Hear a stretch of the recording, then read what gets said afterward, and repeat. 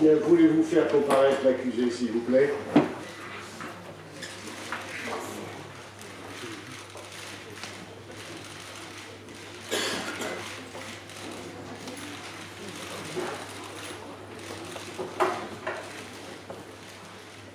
Début des années 90, Émile Louis a quitté Lyon il y a déjà une dizaine d'années.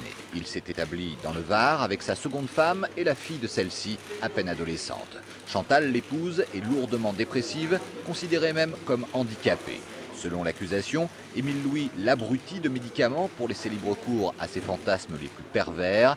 Il la viole, la torture, des trucs de SS, résumera sa femme. Il abuse également de Karine, les sévices en moins. Les deux victimes n'osent porter plainte qu'après son arrestation dans l'affaire des disparus de Lyon en décembre 2000.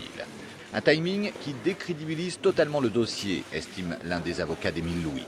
Après avoir nié en bloc, Émile Louis a fini par admettre en partie les faits, en prétendant toutefois que les victimes étaient consentantes.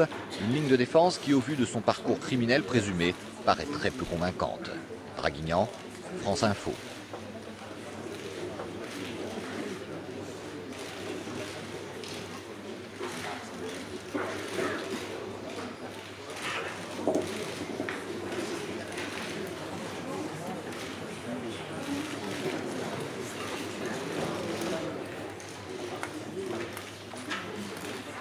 Bien, je vais demander à mesdames et messieurs les représentants de la presse de bien vouloir envisager de cesser les prises de vue.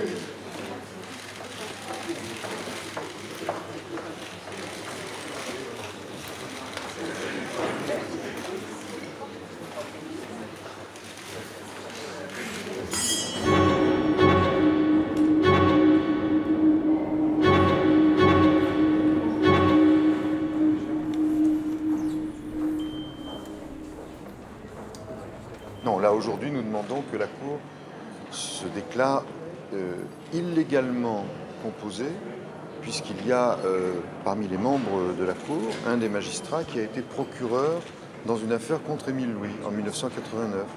Nous estimons, je ne trahis pas notre pensée, que quelqu'un qui a mené l'accusation contre Émile Louis dans une affaire il y a quelques années ne peut pas le juger de façon impartiale, sereine, équitable, comme l'exige la Convention européenne des droits de l'homme.